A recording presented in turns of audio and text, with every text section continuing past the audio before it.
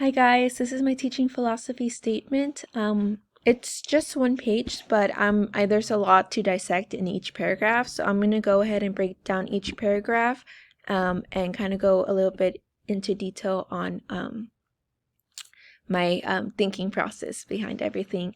So, as you could tell in this first sentence, my teaching philosophy statement is based on creativity. I believe that encouraging students to be creative in how they approach information and assignments, creative in how they process information, and creative in making their products is extremely important. Alongside with promoting creativity for students, I also think that it's our responsibility as teachers to also be creative.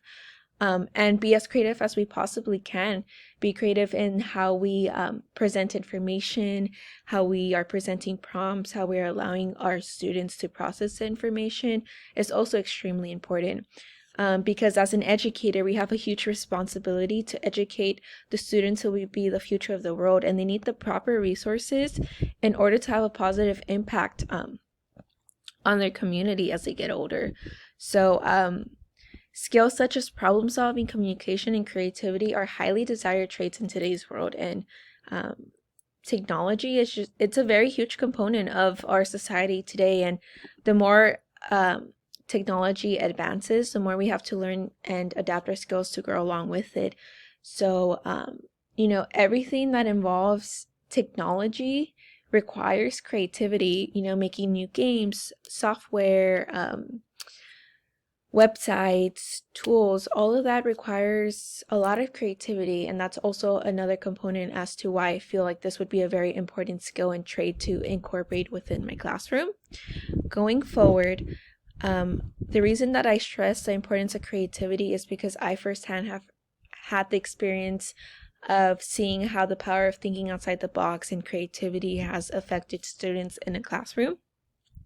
So as I was growing, I've always been better in areas of study such as English and history. However, I've always struggled a lot with math and science. It's always been very difficult for me to understand.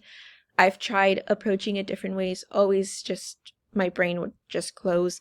However, I remember one year when I was in 7th grade, I had a teacher named Miss Ellis, and she used to find creative ways of learning that helped me understand math in ways that I had never understood before. And she would do this by using songs, drawings, and stories to explain the equations. And by doing this, she helped students understand math in different ways. So we did have textbooks we would go off of, but she would also use songs. She would create her own little rhymes. She would put the equations into stories, and the stories were always relatable to the students. It wasn't just like those random textbook stories, word problems that are very hard to understand. Everything was just very broken down and easy to understand. And she would always provide different examples and different ways to approach the equation, which made it easier for students to understand the process of the formulas and so on and so forth.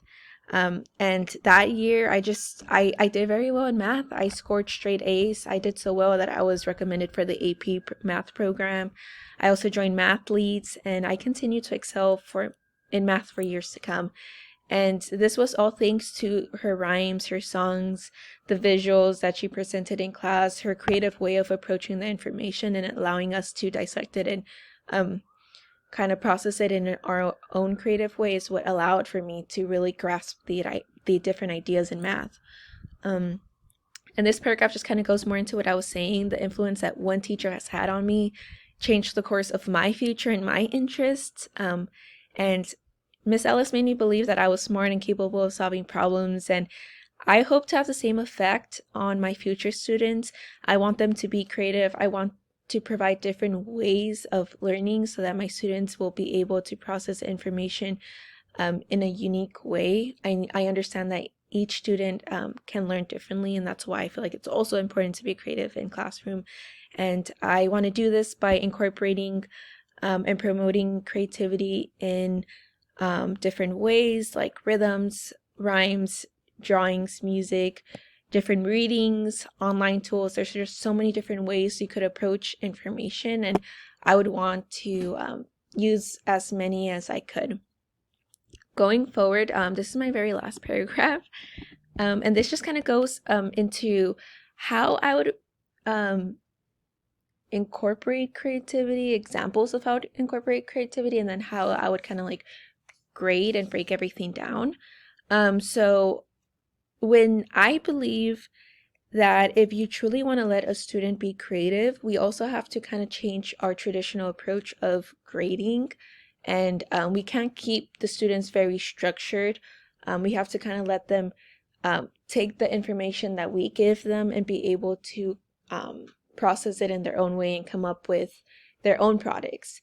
So when promoting creativity in my classroom and on assignments, I feel that a teacher needs to grade differently from the traditional way of grading. I want my students to feel that they could be completely creative with the information I give them.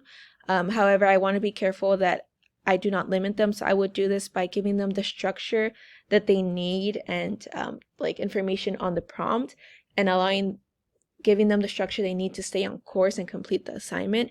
However, still allowing for leeway for them to kind of express or interpret that prompt in their own way. I plan on having different components of the assignment that I would grade. For example, if I had an art project, I would require students to write a brief description of the process of making their art project, and then I would have various components I would look into to make sure students are still showing levels of or evidence of mastery and while also rewarding their creativity. I would grade their written description separately, then I would have a different grade for the actual art project, and then a separate grade for how how well they did their presentation. This way, the students would have different grades for each component of their assignment, and by breaking up these components, it allows for students to grade allows for me to grade students based on specific components of their product, allowing me to see if students did understand the concepts taught in class. In addition, this would encourage students to be creative and try something new because each component would be graded separately, and this would allow for students to have a better understanding of their grade breakdown. Thank you so much for listening to my presentation.